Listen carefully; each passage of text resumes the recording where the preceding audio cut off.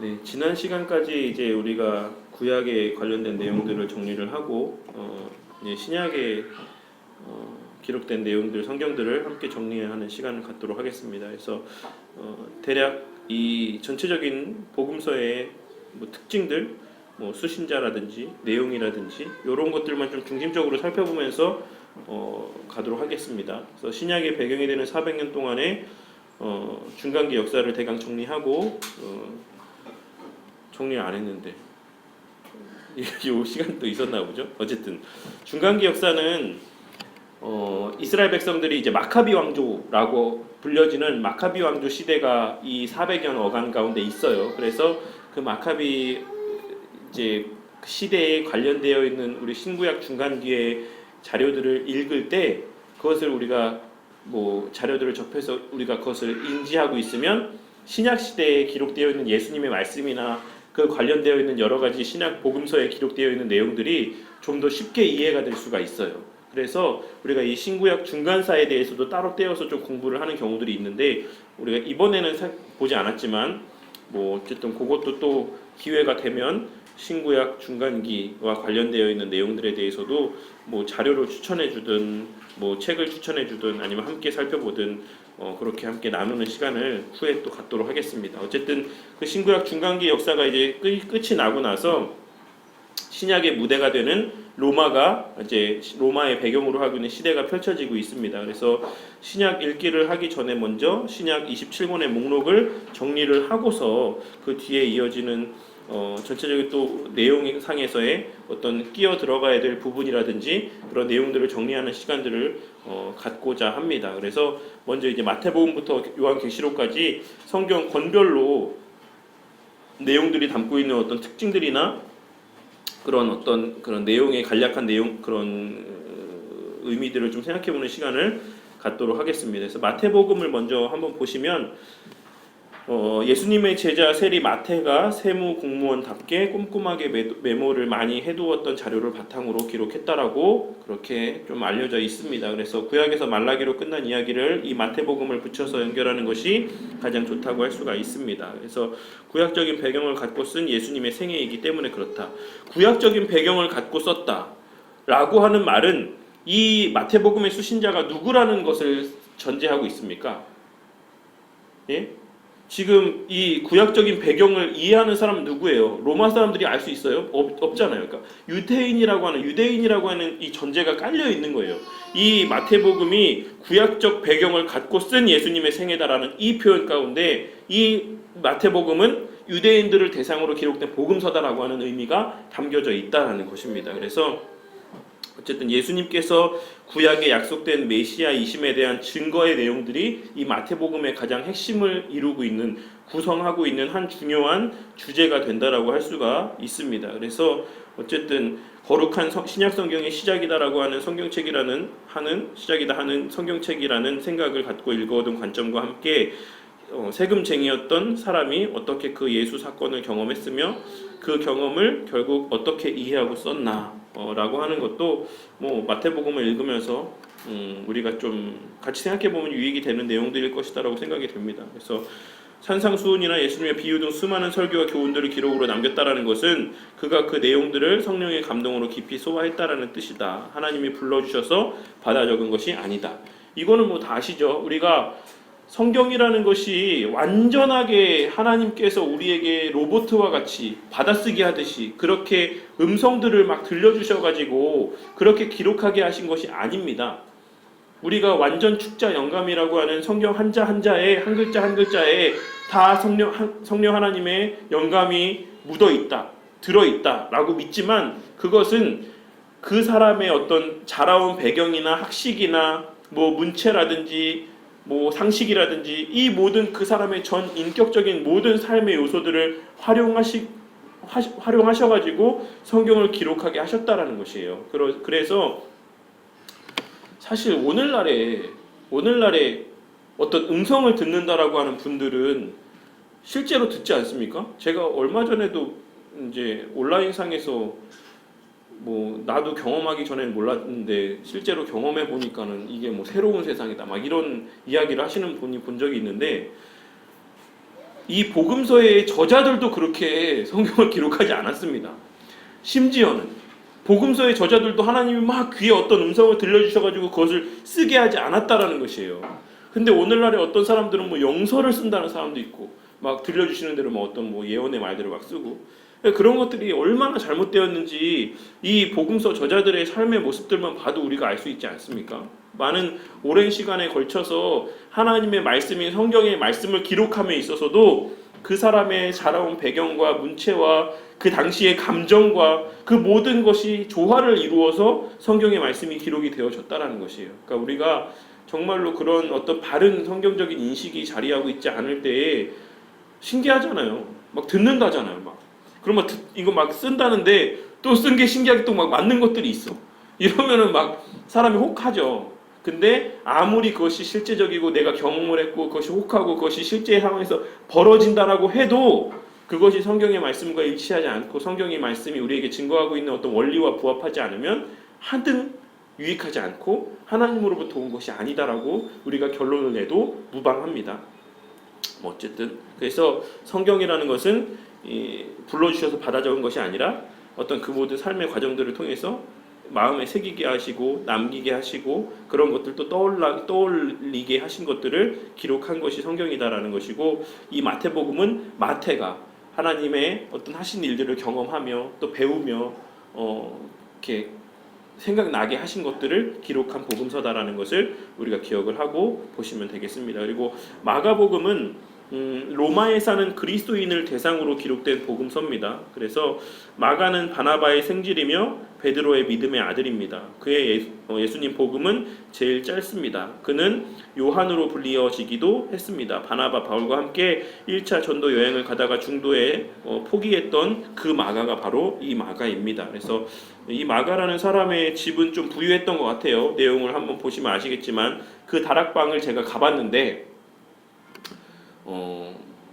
되게 커요. 어쨌든 우리 교회보다 큰 것 같아요.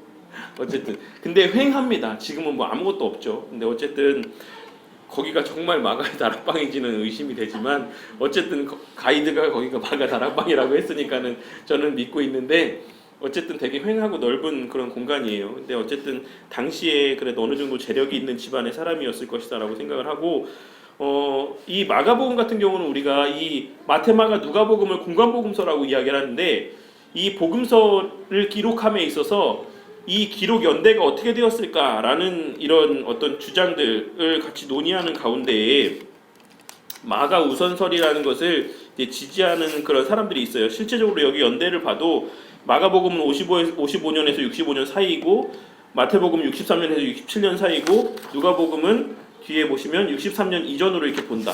그러니까 뭐 최대한으로 잡으면 뭐 겹치는 시기가 있을 수도 있지만 일반적으로 마가복음이 가장 먼저 쓰여졌을 것이다라고 보는 학자들이 많이 있어요. 그런 사람들이 주장하는 것이 마가 우선설인데, 그게 왜 그러냐면 마가복음에 기록된 내용들이 다른 복음서에 엄청나게 많이 인용이 돼 있어요. 그래서 그리고 또 마가복음이 제일 짧고, 그래서 다른 이 복음서 기자들이 이것을 마가복음을 참고해서 이렇게 기록했을 것이다라고 주장하는 이러한 역사 비평 학자들이 있습니다. 근데 사실 뭐 역사 비평이 성경 비평이라는 것이 아주 필요가 없는 건 아니지만, 그렇다라고 해서 너무 이 성경 비평에 몰두를 하고 매진을 하게 되면 우리가 예전에 얼마 전에도 제 아내랑 그런 이야기들을 나눴는데 역사적 예수라고 하는 그 논쟁이 있죠. 그러니까 예수님이 그냥 단 사람이었다, 신이 아닌. 그래서 여러 가지 그 예수가 그 시대 역사 가운데 끼친 영향이 무엇일까, 이런 것들을 막 분석을 해요. 성경을 아주 논리적이고 객관화돼서 학문적으로 접근하는 것이죠. 그러니까 그런 것들을 통해서 예수라는 사람에 대해서 결론을 도출해내는 이제 그러한 과정을 우리가 역사적 예수 논쟁의 한 과정이라고 이렇게 이야기를 하는데, 어쨌든 너무나 그런 면들, 이 책이 어떻게 쓰여졌고 뭐 누가 누구를 참고했고, 그러니까 이것은 철저하게 성경의 영감성을 부인하는 것이죠. 그러니까 이걸 기록을 해서 이렇게 해서 사람이 썼다라는 것이에요. 그러니까 어쨌든 그런 것들은 좀 우리가 지양해야 되는 어떤 그러한 성경적 사고라고 할 수 있을 거라고 생각합니다. 그래서 어쨌든 마가복음이 제일 이제 짧다라는 것, 그리고 마가복음에 사용되었던 이러한 내용들이 마태나 누가복음에 상당 부분 많이 인용이 됐다라고 하는 것은 뭐 객관적인 사실이니까 뭐 여러 가지 공통점들이 발견이 될 수는 있겠죠. 어쨌든 그런 특징들이 있다라는 것 정도만 기억을 하시면 될 거라고 생각합니다. 누가복음을 보시면 데오빌로라고 하는 사람을 향해서 쓴 내용입니다. 그래서 사실 데오빌로가 누구냐라고 하는 논쟁들이 있어요. 데오빌로 가카라고 이야기하는 표현들, 이 가카라는 이 표현 자체가 로마의 고위 관료를 지칭하는 의미의 표현입니다. 그렇기 때문에 이제 실제 사람일 것이다라고 보는 경우도 있고, 아니면 이 데오빌로라는 이름 자체가 데오스 하나님, 그리고 필로, 우리가 필로스가 뭡니까? 필로스 잘 알고 있죠. 사랑이죠. 하나님께 사랑을 받는 자, 혹은 하나님을 사랑하는 자라는 의미의 이름이에요. 이 데오빌로라는 이름 자체가. 그래서 하나님의 사랑을 받고 하나님을 사랑하는 불특정 다수의 그리스도인들을 대상으로 쓴 성경일 것이다 라고 이렇게 보기도 합니다. 그런데 어쨌든 이 각하라는 표현들을 엄밀하게 사용을 하고 있는 것들을 통해서 누군지는 정확히 알 수 없지만 분명한 로마의 어떤 유력한 사람에게, 그리고 그 가운데서도 귀족이고 부유한 사람인 이 한 사람에게 이 복음서를 썼을 것이다. 그래서 이 사람을 통해서 이 복음서가 다른 사람들에게도 많이 퍼져나가게 됐을 것이다 라고 보는 게 일반적인 어떤 견해입니다. 그래서 누가복음에 보시면 유난히 다른 데 비해서 재물에 대한 언급이 많아요. 왜냐하면 이 데오빌로라는 사람이 재물이 많은 사람이었기 때문에 그렇겠죠. 어쨌든 그런 연관성을 또 갖고 이 누가복음을 보시면 또 좀 더 색다른 어떤 그러한 어떤 느낌이 있을 거라고 생각합니다. 그래서 유일한 이방인 성경 기록자로서 사도행전을 쓴 의사 누가입니다. 그래서 이 누가복음과 사도행전은 사실 이어지는 성경입니다. 떨어져 있지만, 그래서 마치 1부와 2부 이렇게 나누어서 기록된, 누가가 기록된 어떤 이렇게 내용의 기록인 성경이다라고 이렇게 생각을 하시고 보시면 될 거라고 생각합니다. 그래서 누가복음을 읽고 바로 사도행전을 읽으면 이제 그 이어지는 흐름을 잘 맞춰서 성경을 또 읽으실 수가 있어요. 마태는 경험한 예수를 썼고, 마가는 베드로에게서 직접 들어서 썼고, 누가는 이방인으로서 사도들에게서 들어서 듣고 연구해서 쓴 내용이 바로 누가복음이다라고 할 수가 있죠. 그래서 우리 같은 사람들과 가장 근접한 타입의 성도라서 친근감이 있다. 예수님을 보지 못했고 우리같이 다른 나라 사람이고 자료를 통해서 부지런히 연구하고 살피고 조사해서 진리를 발견하는 방법으로 복음서를 썼기 때문입니다. 2000년이라는 시간의 격차를 제외하고서는 의사 누가나 우리나 예수를 믿는 방법은 같다라고 할 수 있다라고 기록을 하고 있습니다. 그래서 누가복음에 기록된 연대는 아무리 늦게 잡아도 바울의 투옥 생활이 끝나던 AD 63년경에 기록이 되었을 것이다라고 보고 있습니다. 요한복음은 우리가 잘 알고 있는 것처럼 일반적으로 가장 마지막 때에 기록된 복음서로 알려져 있죠. 그래서 요한은 사실 마테마가 누가복음을 다 내용을 알고 있었습니다. 그러니까 요한은 그 모든 이 공관복음서의 내용들을 이렇게 보면서 거기에 부족했던 부분들, 그러니까 복음서를 마무리하는 역할을 요한이라는 사람이 감당을 했던 것이죠. 그래서 전체적으로 되게 체계적으로, 그리고 빠졌던 부분을 보충하는 부분을 넣어서 그렇게 완성된 복음서를 기록을 했어요. 그래서 우리가 요한복음서를 보면은 가장 우리가 처음에 초신자 신앙생활을 시작하는 사람들이 읽기에 가장 부담 없는 복음서 성경이 요한복음일 것이다라고 생각이 됩니다. 그래서 어쨌든 그렇다라는 것을 기억을 하시면 되겠고, 그렇기 때문에 그 요한복음 내용의 위에서 5번째 줄에 보시면 세 복음서끼리는 거의 같은 내용들을 기록하고 있는데 반해서 요한복음은 90%가 이 세 복음서에 기록되어 있지 않은 내용들이 기록되어 있다라는 이런 특징들이 있습니다. 그래서 요한이라는 사람은 요한복음뿐만 아니라 요한 1, 2, 3서, 요한계시록까지 기록을 한 사람으로 우리가 알고 있습니다. 그런데 많은 사람들이 뒤에도 이렇게 맨 마지막 단락에도 문단에도 나와 있긴 한데, 요한이라는 사람에 대한 이미지를 많은 사람이 되게 온유한 그러한 할아버지 정도의 이런 이미지로 갖고 있는 경향이 있어요. 왜냐하면 요한복음이라는 복음서 자체가 되게 부드럽고 좀 어떤 그런 인상들을 주기 때문에 그런 것 같습니다. 그런데 요한이라는 사람의 별명이 어땠습니까? 마지막 단락의 문단에 있는 것처럼 우레의 아들이었어요. 우레의 아들. 그러니까는 목소리도 엄청 크고 막 되게 활달하고 다혈질적인 기질을 갖고 있는 사람이었다라는 것입니다. 그럼에도 불구하고 이 복음서의 말씀들을 기록할 때에는 정말로 그러한 온유함을 갖고 이 복음서의 말씀들을 기록을 했다라는 것이죠. 그러니까는 제가 앞서도 설교 때도 말씀을 드렸지만 그리스도인에게 나타나는 중요한 하나의 특성, 본성 중 하나가 온유함, 부드러움, 되게 어떤 차분함, 잠잠함 이런 것들이라는 것이에요. 막 분주하고 막 다혈질적이고 행함에 있어서는 그런 것들이 나타나죠. 성향으로. 근데 말을 하고 하는 부분들에 있어서의 그것은 다듬어지지 않았을 때 그런 것들이 나타나지만 그 이후에는 점차 그런 모습들이 다듬어져 간다라는 것을 베드로의 모습을 통해서도 우리가 확인할 수 있을 것이다라고 생각이 됩니다. 뭐 어쨌든 이 요한이라는 사람은 자기 어머니 미세스 세베데, 이분이 미국에서 기록해갖고 다 이런 식으로 기록한 건가요? 네. 살로메죠, 살로메. 그래서 이 살로메를 동원해서 예수님이 이제 들어가서 예수님의 나라를 건설하게 되었을 때에 그 왼편과 우편에 앉고 싶다라고 이렇게 이야기를 하죠. 그 말을 들었을 때 제자들이 다른 제자들이 막 분개합니다. 어쨌든 그런 명예욕도 있었던 사람이었다라고 우리가 이런 내용들을 통해서 확인할 수가 있죠. 그때 예수님이 하신 질문이 뭡니까? 네가 그 잔을 마실 수 있겠냐? 그 세례의 잔을 마실 수 있겠냐? 라고 하시는 말씀입니다.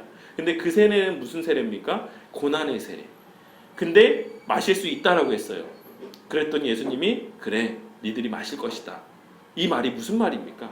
니들이 그 양 자리에 앉게 된다는 것이 아니라 결국에 너희들이 그런 중요한 역할들, 고난의 어떤 시간들을 감당하게 될 것이다라고 말씀하고 있는 것이에요. 그러니까 서로 동상이몽이죠. 다른 생각을 갖고 얘기했지만 결국에 그 모든 말은 다 성취가 되어졌습니다. 예수님의 말씀은. 그래서 제가 말씀드린 것처럼 야고보는 어떤 사람이었다 했습니까?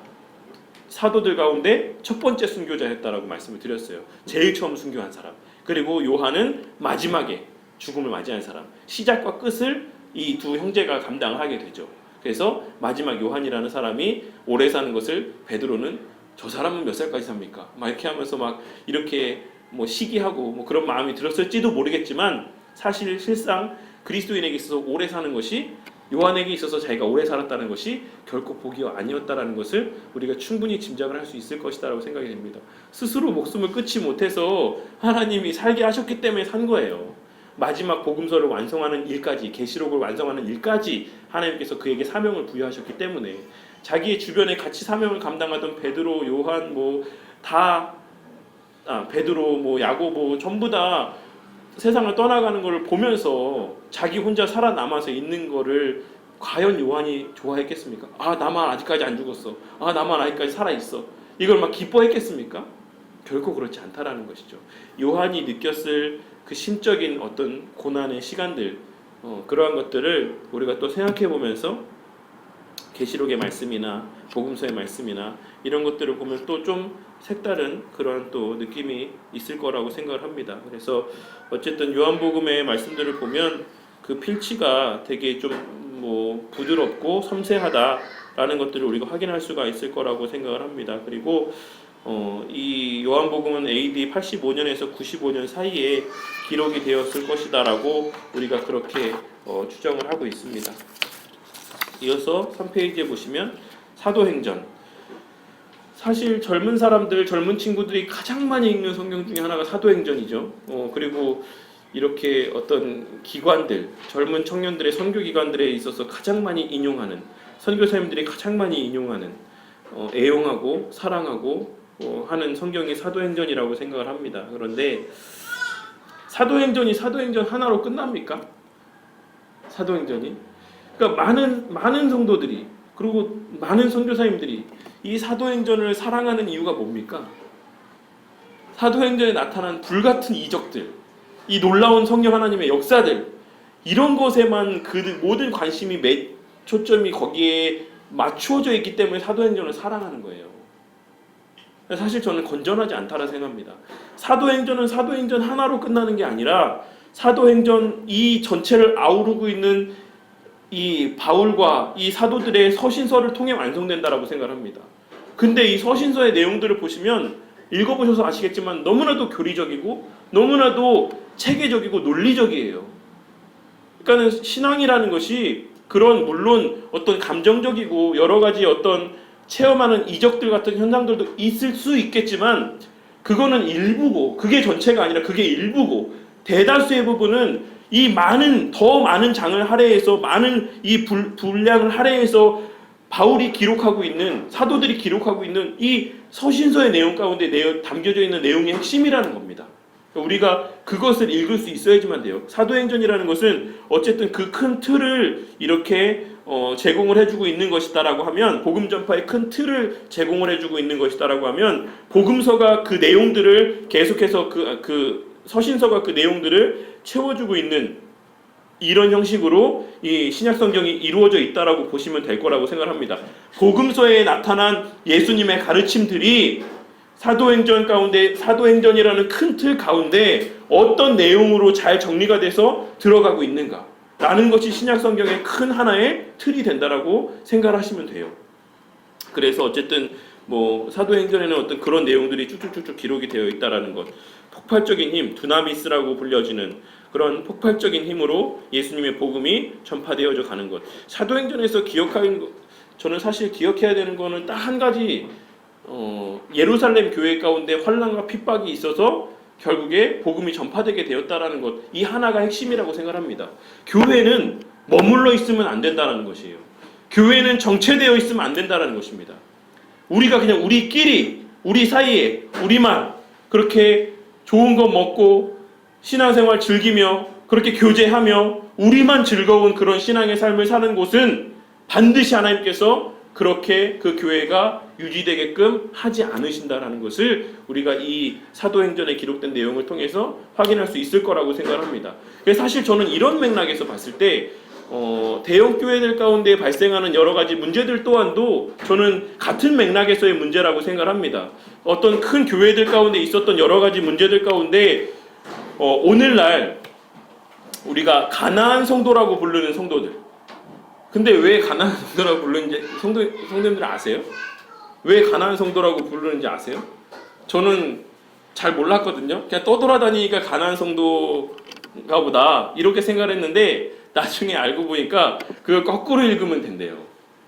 가나안을 거꾸로 하면 뭡니까? 안 나가 성도. 그러니까 교회 나는 한 교회에 출석하지 않겠다. 그러니까 그런 것들, 그 사람들이 왜 그렇게 뿔뿔이 대형 교회 가운데서 이 큰 집단 가운데서 흩어지게 되는 겁니까? 그 고여있는 상황 가운데서 발생되는 여러 가지 문제들을 통해서 결국 그 모여있는 무리가 흩어지게 되고 다른 교회들로 가게 돼요. 그러니까 저는 이러한 것들이 사도행전에서 예루살렘 교회의 핍박을 통해서 소아시아의 여러 교회들이 세워져 나아가는 역사의 한 동일한 맥락 선상에서의 하나님의 역사라고 저는 생각을 합니다. 그래서 어쨌든 우리가 사도행전 가운데서 주목해야 될 단 한 가지 사실은 교회라는 존재, 교회라는 공동체, 교회라는 단체는 결국 결코 우리끼리만 잘 먹고 잘 살고 우리끼리만 교제하며 우리끼리만 신앙 지키며 그렇게 살아가고자 하나님께서 부여하신 공동체가 아니다라는 것, 그것을 이 사도행전이 보여주고 있다라는 것. 사도행전적 교회라는 사실은 복음을 들고 그 복음 전파의 사역을 위해서 쓰임받는 교회, 그 교회가 바로 이 사도행전적 교회, 하나님께서 세우신 주의 몸된 교회의 본질적 모습이라는 것을 이 사도행전이 우리에게 증거해주고 있다라고 생각을 합니다. 그리고 이제 이어지는 그 사도행전의 내용을 채워주고 있는 그 알맹이가 되는 서신서의 내용들의 시작이 로마서예요. 로마서부터 이제 순서대로 쭉쭉쭉쭉 이 바울의 서신서가 기록이 되어 있는데, 예전에 제가 얼핏 말씀을 드렸는데 이 바울의 서신서의 이 순서는 뭘 기준으로 이렇게 되었다라고 말씀을 드렸습니까? 어떤 기준이 있는 것 같아요? 길이에 따라서 그냥 한 거예요. 어떤 깊이 있는 생각을 한 게 아니고 그 분량에 따라서 이 순서를 정해 놓은 겁니다. 제가 예전에 신학교 때 교수님께 이 신학성경의 순서를 누가 정했는가라고 하는 것에 대해서 루터가 정했다라고 제가 들은 기억이 분명히 있는데 그 자료를 아무리 찾아봐도 없더라고요. 이 성경 이 순서를 누가 정했는지에 대해서. 근데 제가 듣기로는 저는 신학교에서 그렇게 들었습니다. 나중에 아니라고 하면 제가 교수님한테 책임을 나중에 묻도록 하고, 어쨌든 이제 루터가 이 우리가 지금 보고 있는 신약 성경의 순서를 정했다라고 해요. 믿거나 말거나지만요. 네. 로마서의 내용을 보시면 로마서는 성경 중에 성경이다라고 이렇게 일컬어지고 있어요. 왜냐하면 복음의 정수를 가장 핵심적으로 담고 있고 가장 논리적으로 담고 있어요. 왜냐하면 이 로마서라는 성경을 바울이 언제 썼냐면 바울의 일생일대의 소망, 마지막 소망이 무엇이었냐면 서바나, 스페인의 선교를 가는 것이 이 바울이 갖고 있는 마지막 소망이었습니다. 그런데 이제 그 사이에 이제 로마에 투옥이 되고 여러 가지 과정들의 문제들을 통해서 가지 못했을 때에 이 로마를 서바나로 있는 이 스페인 선교의 핵심 기지로서 생각을 했던 거예요. 그러니까 로마라는 나라, 가장 당시의 중심을 이루었던 이 로마 교회가 신앙적으로 바르게 세워지고 그 교회가 든든히 세워지면 이 교회를 통해서 반드시 우리가 이 스페인 선교를 힘있게 감당할 수 있을 것이다라고 하는 확신이 바울에게 있었던 겁니다. 그래서 어느 서신서보다 이 로마서를 기록하는 데 있어서 많은 시간과 많은 노력을 할애를 했어요. 로마 교회를 세우기 위해서, 든든히 세우기 위해서. 왜냐하면 로마 교회는 누가 세운 교회입니까? 로만 카톨릭이 이야기하는 것처럼 베드로가 세운 교회입니까? 아니에요. 이 로마 교회는 그 오순절 성령 강림 사건 때에 그 자리에 있었던 로마에서 온 사람들이 그 성령 하나님의 은혜, 역사 가운데 감동을 받고 로마로 돌아가서 세운 교회입니다. 성도들이 세운 교회예요. 그러니까 교리적인 밑바탕이 제대로 체계적으로 갖춰져 있지 않았다라는 것이죠. 그래서 바울은 로마서를 기록함에 있어서 그 어느 성경보다 많은 할애를 해가지고 그 로마의 신앙의 토대, 기본적인 이 반석을 세우기 위해서 이 로마서라는 성경을 기록을 했다라는 것입니다. 그래서 이 로마서의 성경만 우리가 바르게 온전하게 이해를 하고 있어도 그 어떤 이단 앞에서도 우리가 흔들리지 않을 수가 있어요. 다른 여담이지만 우리가 흔히 짝퉁이라고 이야기하는 이미테이션 제품들을 만드는 그것을 감별하는 사람들이 어떻게 그것을 감별하는 연습을 하는지 아십니까? 예전에도 제가 한번 말씀드린 적이 있었던 것 같은데, 어느 공장에서는 이렇게 짝퉁을 만들고 어느 공장에서는 이렇게 짝퉁을 만들고 어느 공장에서는 이런 부분을 다르게 만들고 이런 것을 일일이 다 공부하지 않아요. 그 짝퉁을 감별하는 사람은 진짜만 봅니다. 계속. 그러다 보면 나중에 어떤 제품을 봐도 이것이 어느 부분이 잘못됐고 어느 부분이 잘못됐고 어느 부분이 잘못됐는지를 확인해 낼 수가 있는 거예요. 우리가 이단에 넘어지지 않는 가장 확실한 방법이 뭡니까? 신천지가 왜 이단이고 구원파가 왜 이단이고 이런 것을 공부하기에 앞서서 우리가 믿는 진리가 무엇인지를 명확하게 알고 있으면 그들의 모든 가르침들 가운데 한 부분씩은 우리 마음에 걸리는 부분들이 있다라는 것입니다. 그런 면에서 봤을 때 우리가 로마서라는 이 성경을 바르게 이해하고 마음에 새기고 깨닫고 그것을 체계적으로 잘 정립하고 있을 때에 우리가 어느 이단적인 그러한 주장 앞에서도 흔들리지 않을 수 있을 것이다라고 생각이 돼요. 그만큼 이 로마서에는 성경의 핵심의 내용들이 잘 정립이 되어 있다라고 할 수가 있습니다. 마틴 루터도 이 책을 읽고 종교개혁을 일으켰고 어거스틴도 이 책을 읽고 회개를 했습니다. 그래서 우리가 반드시 이 로마서 성경은 또 함께 강해를 통해서라든지 성경 공부를 통해서라든지 좀 깊이 있게 나누는 시간을 갖도록 하겠습니다. 그리고 나서 이제 고린도 전후서는 고린도 교회를 향해 쓴 서신서죠.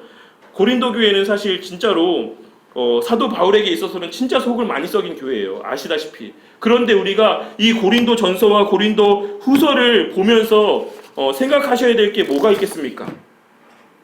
그럼에도 불구하고, 그러니까 고린도 전후서를 한번 찬찬히 보시면 고린도 교회만큼 문제 많은 교회가 없어요. 막 여러 가지 음행의 문제들도 있고, 막 어떤 은사에 관련된 여러 가지 분쟁들도 있고 여러 문제들이 많이 있었습니다. 고린도 교회에. 그런데도 고린도 전서와 고린도 후서를 기록함에 있어서 제가 한번 보도록 할게요. 왜 이 말씀을 드리고 있냐면 1장 고린도전서 1장 1절 2절 말씀을 보시면 하나님의 뜻을 따라 그리스도 예수의 사도로 부르심을 받은 바울과 형제 소스테네는 고린도에 있는 하나님의 교회 곧 그리스도 예수 안에서 거룩하여지고 성도라 부르심을 받은 자들과 또 각처에서 우리의 주 곧 그들과 우리의 주 되신 예수 그리스도의 이름을 부르는 모든 자들에게 하나님 우리 아버지와 주 예수 그리스도로부터 은혜와 평강이 있기를 원하노라 라고 이렇게 고린도전서의 말씀을 시작을 하고 있습니다.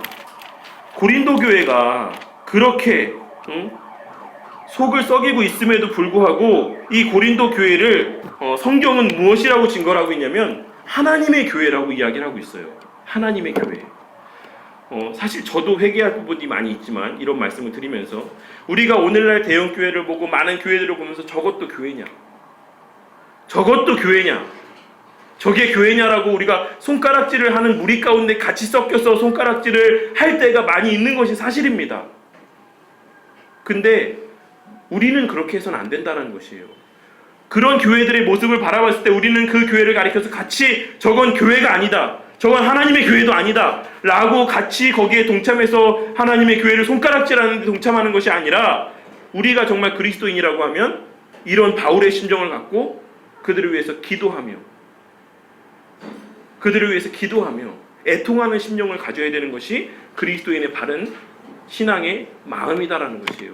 고린도 교회도 하나님의 성경에 기록되기를 하나님의 교회라고 성경에 기록하고 있다라는 메시지에 우리가 주목해 볼 필요가 있다라는 것을 꼭 기억을 하시면 되겠습니다. 그렇게 고린도 전후서는 여러 가지 내용들이 있는데 고린도 전서와 후서 사이에 맨 마지막 줄에 보시면 눈물로 쓴 편지가 있습니다. 이 눈물로 쓴 편지, 눈물의 편지, 이 편지가 되게 질책하는 편지의 내용이었어요. 그러니까 큰맘 먹고, 그러니까 이 편지를 보내놓고 고린도후서에서 바울이 막 기뻐하는 모습을 보면 내가 쓰기는 썼는데 그 편지를 보고 이 사람들이 어떤 마음을 가질까라고 하는 그 어떤 안타까운 심정을 이 바울이 얼마나 갖고 있었는지를 이 고린도후서의 내용을 통해서 알 수가 있습니다. 그러니까 이 바울이 내가 진짜 이렇게 속썩이는 교회 몰라 나는 전 교회도 아니야 이렇게 하지 않았다는 것이 어떻게든지 그들의 잘못된 어떤 그런 신앙들을 붙잡기 위해서 정말 마음을 다잡아서 이 눈물의 편지라는 것을 보내고 또 보내고 나서도 그 마음 가운데 막 두려워했던 겁니다. 혹시나 이 편지를 보고 더 실족하면 어떡하지? 이 편지를 보고 아예 믿음의 바깥으로 튕겨져 나가면 어떡하지? 라고 하는 그 심정을 갖고 이 편지를 썼다라는 것입니다. 그러니까 우리가 교회들을 바라보고 우리의 믿음의 형제들을 바라보고 교회 안에서 다른 성도들의 모습들을 바라볼 때 우리가 권면할 때 우리가 흔히 바울이 되게 냉정하고 되게 아주 지독하게 권면한 것이다라고 생각하는 경우들이 많이 있는데 바울이 늘 권면할 때는 그 이면에 이런 하나님의 사랑과 어떤 애틋함들이 담겨져 있었다라는 것을 우리가 또 이 고린도 전서 후서 이 사이에 있는 눈물의 편지에 대한 언급들 이런 것들을 통해서 확인할 수 있을 거라고 생각합니다. 그래서 맨 그 4페이지의 고린도 전후서의 마지막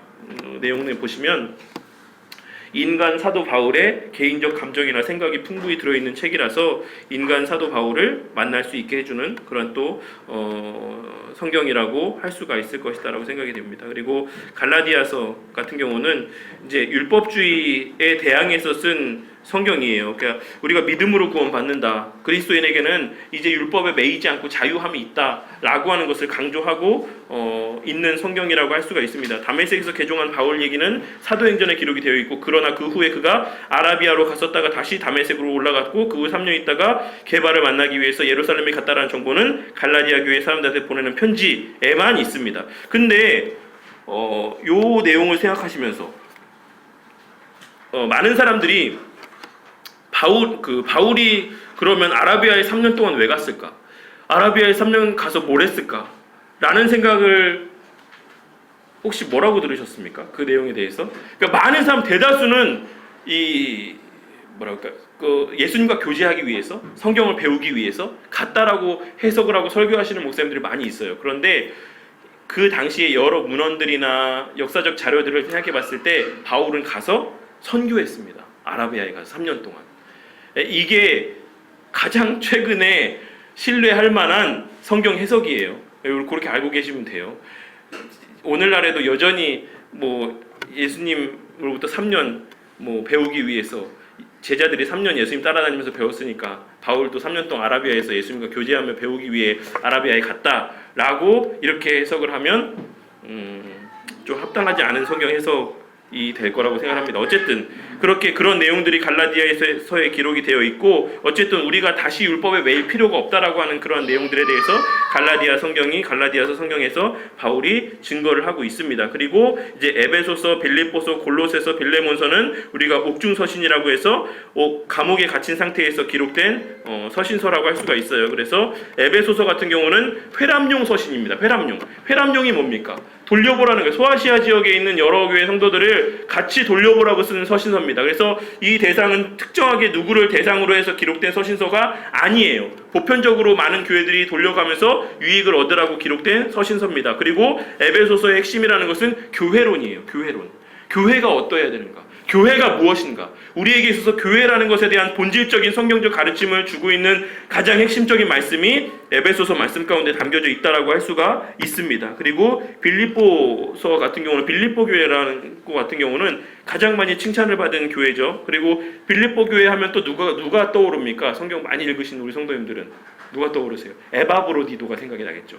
에바브로디도를 보낸 교회가, 바울에게 에바브로디도를 보낸 교회가 빌립보 교회입니다. 그런데 에바브로디도가 어떻게 됐어요? 병에 걸렸잖아요. 병에 걸려가지고 바울이 어떻게 했습니까? 막 너무나 염려했어요. 야, 이거 에바브로디도 죽으면 어떡하지? 그러면 이 빌립보 교회 성도들이 너무나도 실망을 할 텐데, 복음 전파 사역에 나한테 보냈는데 내가 정말 얘를 같이 데리고서 복음 전파 사역을 한 게 아니라 이렇게 병에 걸려 죽었다라는 소식을 빌립보 교회 성도들이 들으면 어떡하지? 듣게 되면 어떡하지? 이 염려를 엄청나게 하잖아요. 그러면서 막 기도하잖아요. 그리고 나서 에바브로디도가 다시 살아나죠. 그리고서 이제 그거에 대한 어떤 감사의 내용들을 또 서신서에 기록하고 있지 않습니까? 그런 어떤 배경을 갖고 있는 교회가 빌립보 교회예요. 그만큼 사람도 보내고 물질도 보내고 바울의 선교 사역 가운데 큰 힘이 됐던 교회가 빌립보 교회. 빌립보 교회도 물론 여러 가지 책망받을 일들에 대해서도 언급이 되어 있지만, 기본적인 논조는 아주 칭찬을 어린 그런 칭찬과 사랑의 마음을 담고 빌립보서를 기록을 했습니다.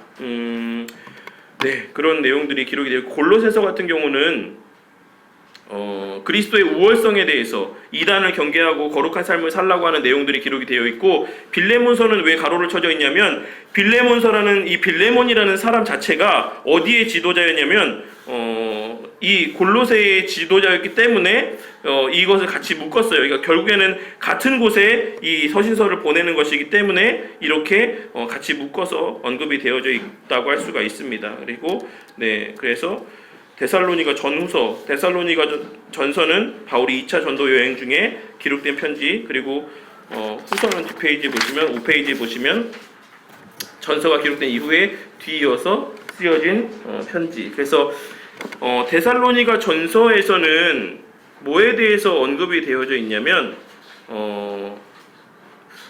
종말론적인 어떤 삶에 대해서 어떤 언급이 많이 되어져 있다라고 할 수가 있어요. 종말론적인 삶에 대해서 언급이 많이 되어져 있는데, 어쨌든 그 데살로니가 후서의 말씀해 보시면 이 종말 도래설로 인해서 몹시 소란스러운 어떤 그러한 교회의 모습들이 나타나게 됩니다. 그래서 이것에 대해서 좀 경계해야지만 된다. 그러니까 지나친 오늘날과 같은 어떤 시한부 종말론이라든지 뭐 이런 잘못된 종말론에 대한 인식들이 이 데살로니가 교회 가운데 많이 퍼져 있었다라는 것이에요. 그래서 어쨌든 그러한 것에 대해서 경계해야 된다는 내용들이 데살로니가 후서의 내용들을 채우고 있다라고 할 수가 있습니다. 그래서 어쨌든 데살로니가라는 도시는 5페이지 상단에도 기록되어 있지만 매우 부유한 도시고, 대개 고린도도 마찬가지지만 항상 물질이 많은 곳에는 타락이 항상 동반되어져 왔다라는 것을 알 수가 있죠. 그래서 우리가 잘 알고 있는 데마라는 사람이 세상을 사랑해서 데살로니가로 갔다라는 표현이 나올 정도로 이 데살로니가라는 지역은 그만큼 물질적으로 부유하고 번영스럽고